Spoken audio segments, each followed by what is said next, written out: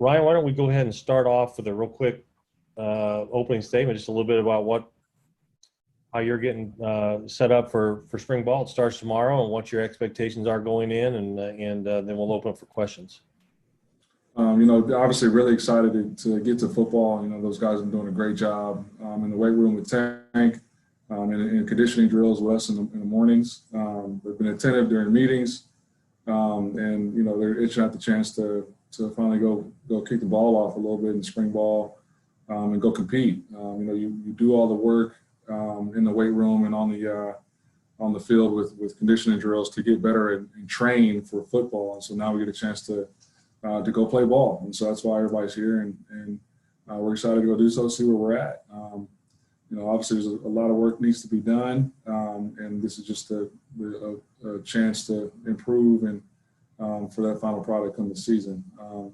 As far as expectations, defensively, we're talking about three things. That's be on time, be urgent, and be prepared. You know what I mean? Be where you're supposed to be when you're supposed to be there.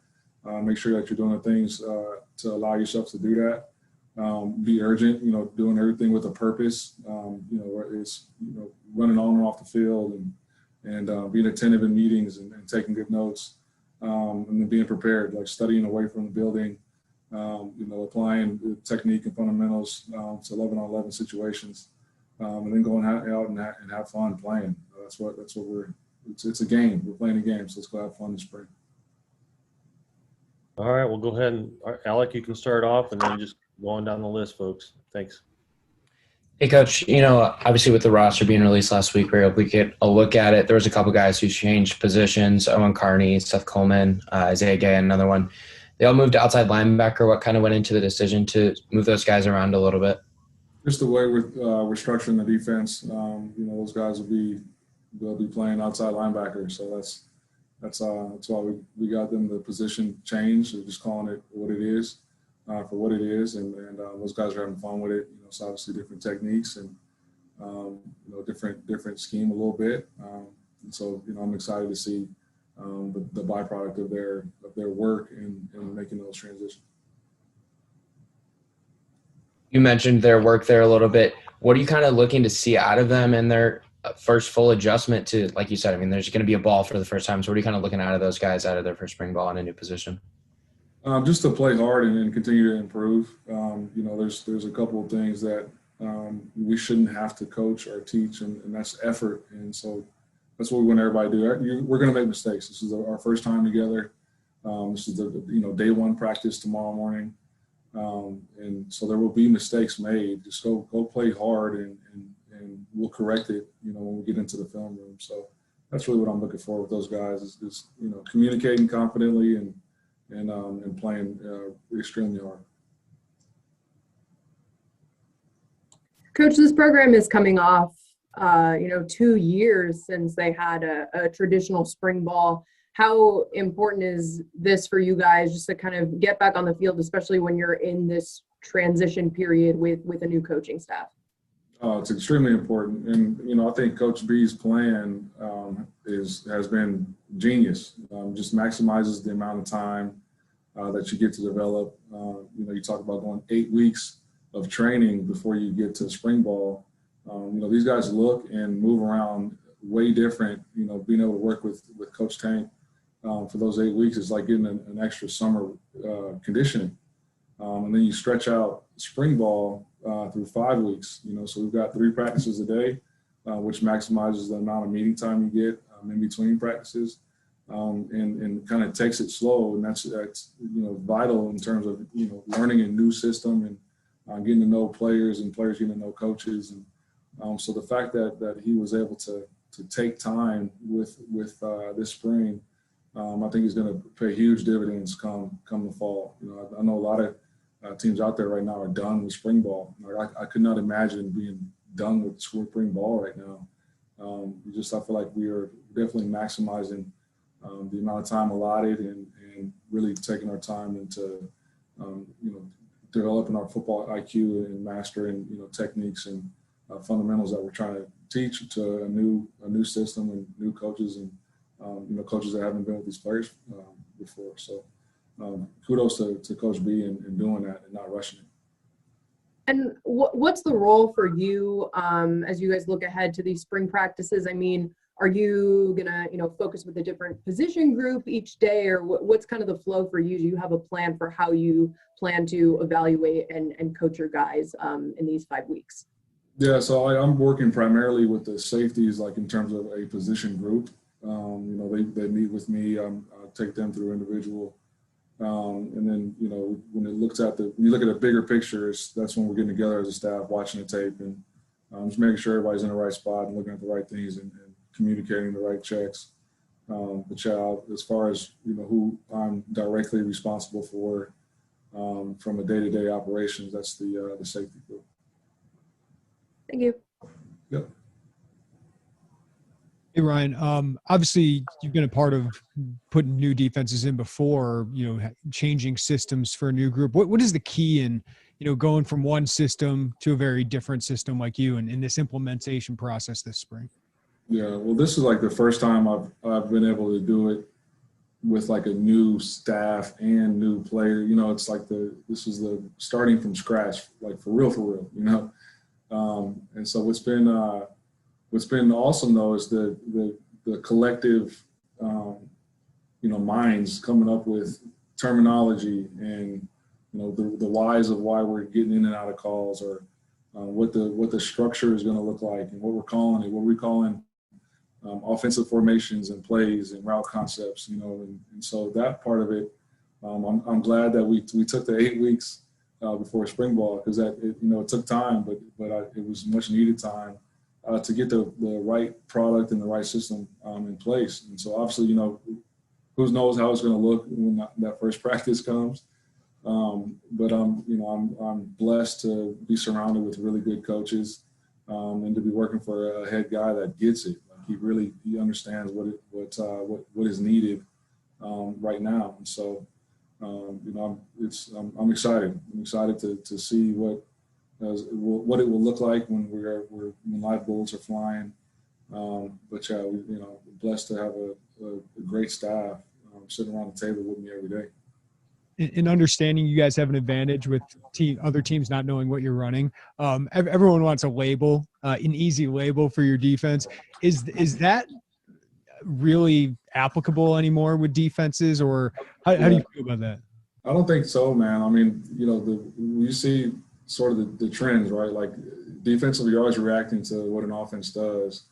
And so offenses are becoming a lot more multiple, right? You get, the same personnel group, but you get different formations and guys playing different type of positions, and getting diverse with the plays. You got the RPOs where it's 2 plays are called at one time, basically. And so now you kind of see the natural progression where defenses, you got to be multiple, right? And so that's just the kind of the way the evolution of the game goes. So yeah, it's hard to label, a defense, at least the systems that I've been a part of the last couple of years as, like a cookie cutter, we're a 4-3 or we're a 4-2-5 or we're a 3-4.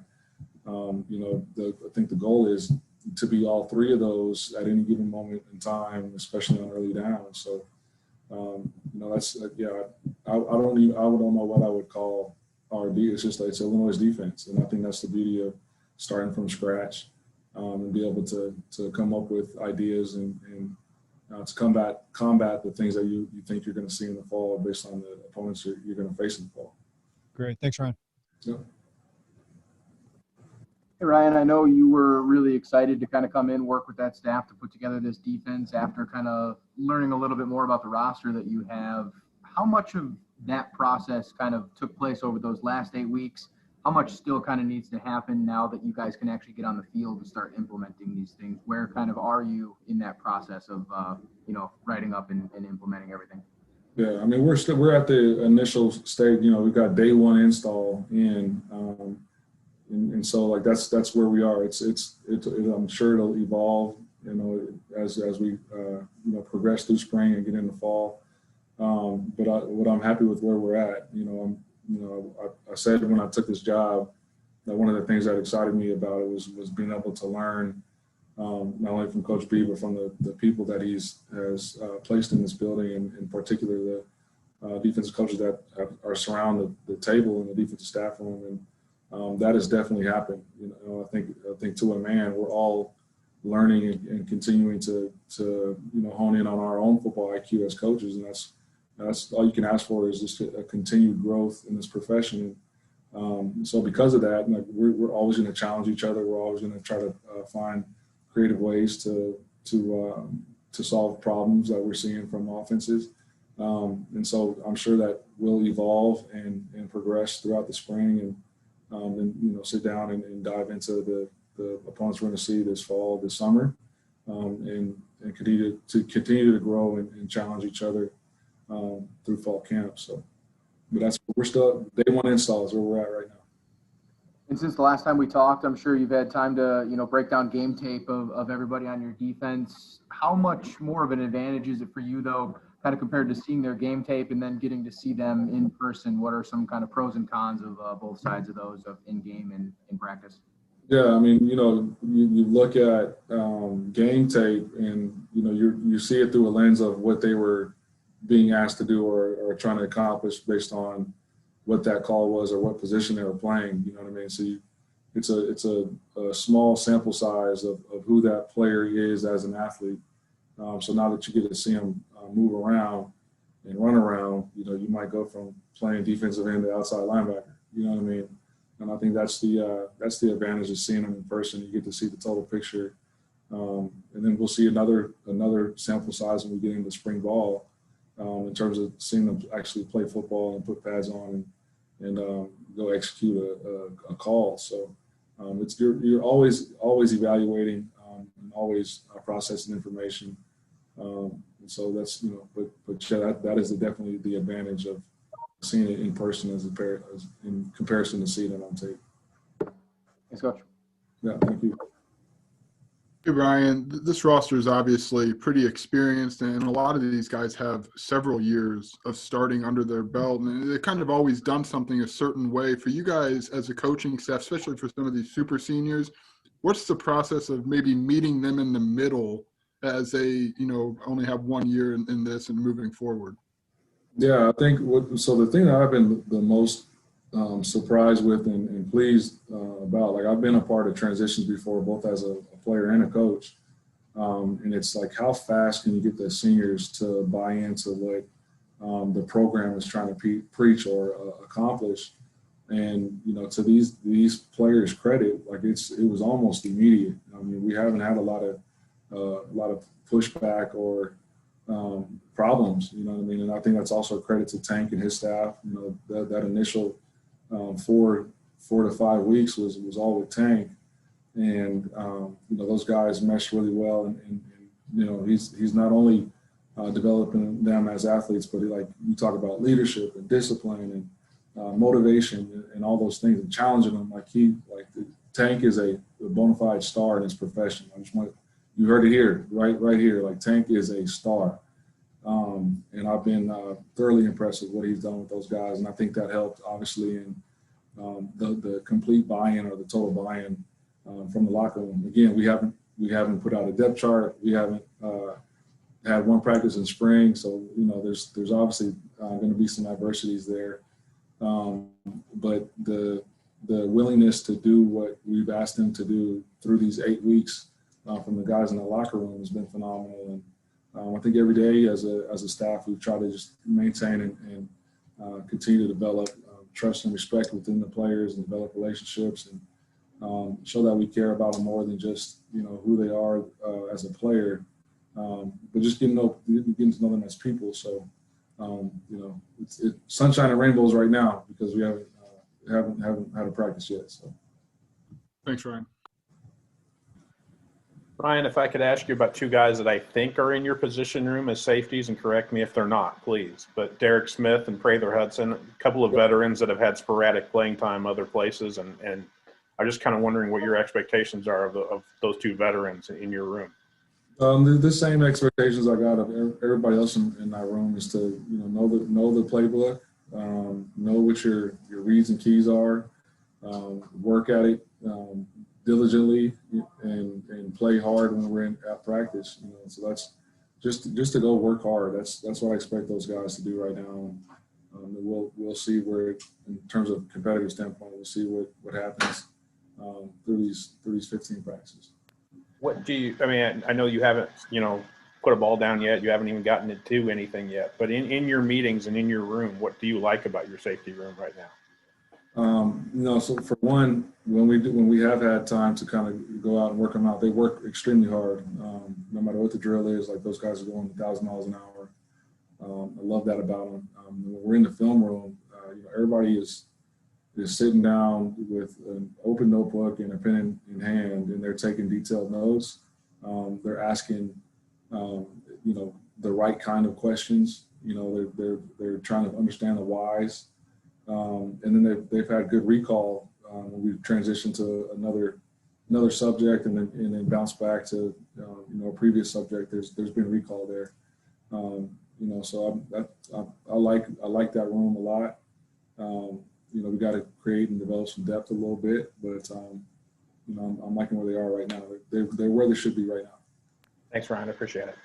Hey, we've got time for about 2 or 3 more minutes before we have to switch over since they have a meeting at the top of the hour. So go ahead, Robert. Yeah, Coach, I'm mostly curious how, you mentioned you don't really even have a depth chart yet. What do you do? How do you approach that first practice? Like if you go 11 on 11, how do you figure out your ones at the first practice?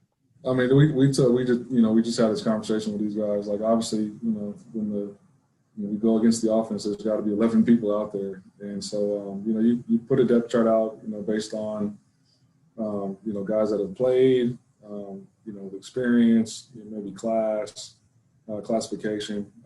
But they got to understand that just because you're rolling out there with the ones right now, the end of practice, you could be a 2, that's just how the evaluation process goes. Like, so nothing is set in stone right now.